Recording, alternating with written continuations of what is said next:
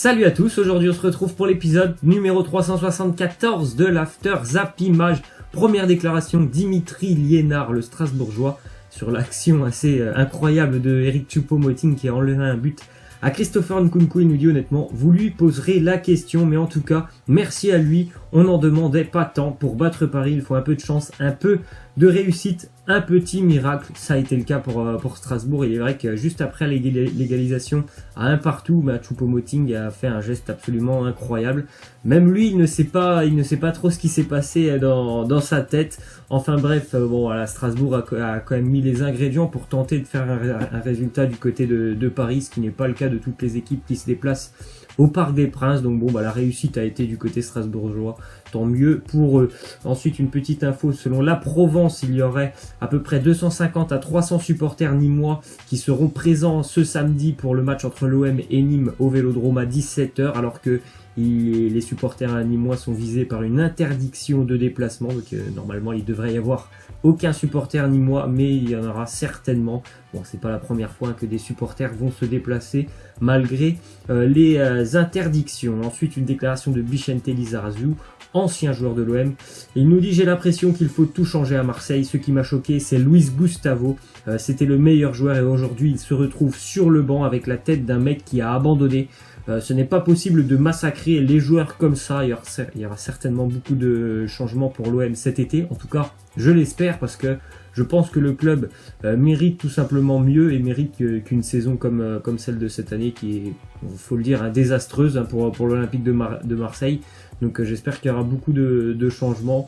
Et pour moi, qui ne suis pas supporter de l'Olympique de Marseille, je pense vraiment qu'il faut changer d'entraîneur. Ensuite, la une du quotidien La Provence, qui cite le rejet, avec en tête les deux hommes forts de l'Olympique de Marseille, les deux dirigeants forts, donc déjà l'entraîneur, on va dire, et Jacques-Henri Hérault, qui sont vraiment conspués en général par leur public, qui sont un petit peu, on va dire, en désamour total avec le public phocéen, comme c'est un peu le cas du côté de Lyon, que ça soit pour Aulas ou Genesio. C'est un peu le même combat pour les deux clubs. Le seul problème, c'est que pour Marseille, il y aura certainement, je pense, pas de Ligue des Champions, alors que Lyon, même si ce sera une fin de saison compliquée, ça m'en a tout l'air. Je pense que voilà, par le talent de certains joueurs, Lyon est quand même capable d'aller se qualifier en Ligue des Champions. Ensuite, une petite officialisation du côté de l'Olympique Lyonnais. On dément catégoriquement avoir contacté Laurent Blanc ou tout autre entraîneur. C'était depuis quelques jours les infos qui sortaient dans la presse, comme quoi Laurent Blanc avait été contacté, qu'il était même très intéressé du côté de Lyon. On a démenti tout ça, même si moi maintenant je suis à peu près sûr que Bruno Genesio ne sera pas l'entraîneur de l'Olympique Lyonnais l'année prochaine. Je ne vois pas comment ça peut continuer. Il n'est pas du tout apprécié du public. Alors pour moi, c'est quelque chose de surprenant, parce que je trouve que c'est vraiment un très bon entraîneur. Enfin bref, je suis pas dans le club de Lyon, il doit certainement me manquer des données. Mais bon, pour moi, il sera plus l'entraîneur de l'Olympique Lyonnais, Bruno Genesio, l'année prochaine. Petite stat pour Stéphane Ruffier, qui a joué son 400e match de Ligue 1 ce week-end du côté d'Amiens, un excellent gardien de Ligue 1. Aussi une petite stat pour Hatem Ben Arfa. Un bonheur retrouvé pour Ben Arfa, qui est auteur de 9 buts cette saison. C'est sa deuxième saison la plus prolifique, tout simplement, après celle de Nice en 2015-2016. Ça fait plaisir de revoir Hatem Ben Arfa sur les terrains, parce qu'il a longuement été tout simplement gêné par le Paris Saint-Germain, on va dire, dans ces 2 ans. Ça fait plaisir de le revoir sur le terrain, et puis de le revoir aussi décisif, comme on a pu le voir avec ce but spectaculaire face à Angers.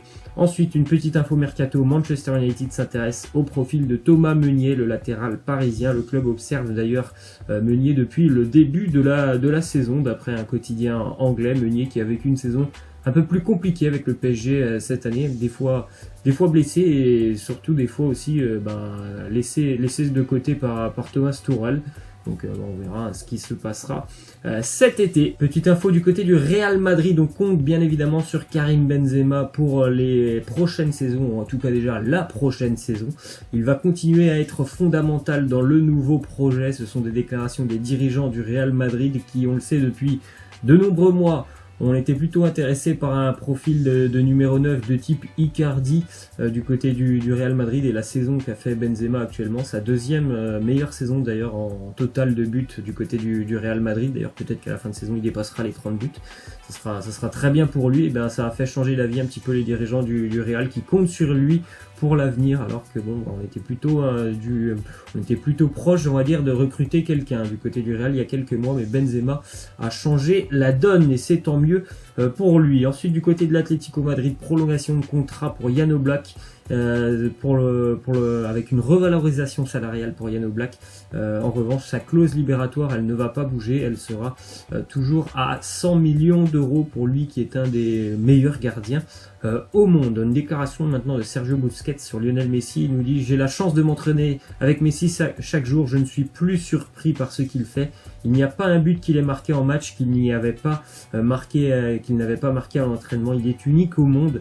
Une finale de Ligue des Champions contre City, je signe tout de suite. Bon, on va plutôt parler de cette finale de Ligue des Champions. C'est vrai que ça serait intéressant de voir deux équipes avec vraiment les mêmes styles de jeu, hein, comme le Barça et Manchester City, même si je trouve que vraiment maintenant c'est beaucoup plus City qui est dans un jeu d'ultra possession que le Barça. Le Barça est capable de beaucoup plus alterner, alors que vraiment City maintenant c'est le Barça d'il y a une dizaine d'années, donc ce serait vraiment assez beau, je pense aussi, hein, de voir une finale entre ces deux équipes. Ensuite, une déclaration de Benjamin Mendy qui sera de retour dans le groupe avec les Citizens pour affronter Tottenham. Il nous dit: je suis en forme maintenant et je veux tout donner pour aider mon équipe.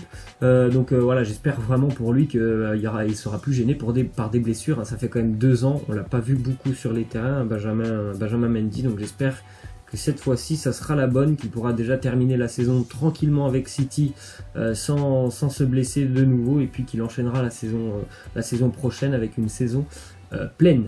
Ensuite, déclaration de Jürgen Klopp, l'entraîneur de Liverpool. Il nous dit: nous sommes toujours en course dans les 2 grandes compétitions. Pour être honnête, nous sommes en feu. Liverpool est toujours leader de Première Ligue. Ils ont un match d'avance sur Manchester City et ils affronteront donc Porto ce soir en Ligue des Champions.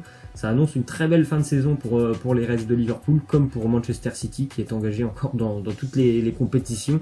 Donc voilà, les clubs anglais qui après quelques années après de nombreuses années même, ont eu des difficultés surtout sur la scène européenne en Ligue des Champions, ils sont de retour et assez en forme.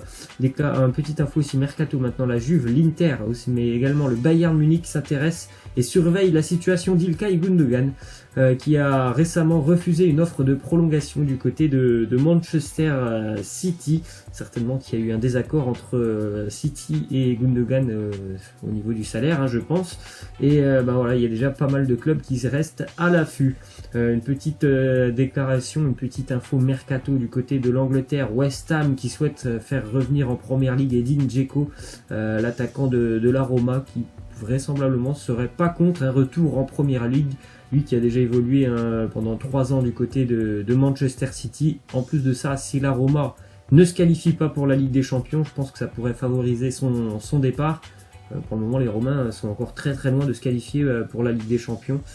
En Serie A, ils sont un petit peu en difficulté. Déclaration aussi de Maurizio Sarri sur Matteo Kovacic. Il nous dit: je veux essayer avec Kovacic, il n'est là qu'en prêt bien sûr, mais j'aimerais beaucoup que Kovacic puisse rester avec nous. Ça sera, je pense, compliqué puisqu'on sait que Chelsea est interdit de recrutement pour les 2 prochains mercato.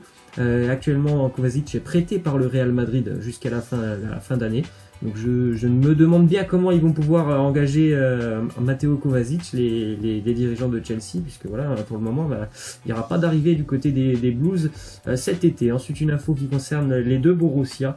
Le Borussia Dortmund qui serait prêt à engager Torgan Hazard, le frère d'Eden. Ils vont même transmettre une offre de 40 millions d'euros au Borussia Mönchengladbach. L'info a été confirmée notamment par Sky. Je pense que ça serait une belle progression pour Torgan Hazard, puisque le Borussia Mönchengladbach, il me semble, ne participera pas à la Ligue des Champions. C'est une deuxième partie de saison un peu plus compliquée pour les joueurs de Gladbach. Ensuite, classement en Super League turque. Başakşehir qui est toujours leader avec 61 points devant Galatasaray 55, Beşiktaş 50 points qui s'est d'ailleurs imposé je crois 7-2 hier. Il y aura de très belles affiches pour ces dernières journées en Turquie notamment. Il y aura un Başakşehir Galatasaray ou encore un Galatasaray Fenerbahçe dès ce week-end. Victoire hier pour Bologne hier face au Chievo Vérone 3-0 pour les joueurs de Bologne qui sortent de la zone de relégation. Le Chievo est presque relégué. Bologne qui a changé d'entraîneur il y a quelques semaines. Sur les 5 derniers matchs, c'est 4 victoires pour les joueurs de Bologne, c'est plutôt pas mal. Ensuite, une petite image de l'effet Drake. À chaque fois que Drake pose avec un footballeur ou porte le maillot d'une équipe, en général l'équipe elle va perdre le match. C'est encore arrivé ce week-end, notamment pour le Bayern Munich. Il a posé avec Jadon Sancho, Dortmund a perdu 5-0. Il a posé aussi avec le maillot d'Aubameyang, Arsenal a perdu 1-0. C'est déjà arrivé à de nombreuses reprises aussi avec des sports américains, la NBA, la NFL. Dès qu'il porte le maillot d'une équipe, vous pouvez être sûr que l'équipe va perdre le prochain match ou alors un match de finale. Et on va terminer avec la jolie image de Neymar qui a rendu visite à Pelé. C'était hier à l'hôpital avec les 2 stars brésiliennes. On souhaite un prompt rétablissement à Pelé qui a été hospitalisé depuis quelques jours. Voilà, moi je vous laisse, je vous dis à demain. Ciao!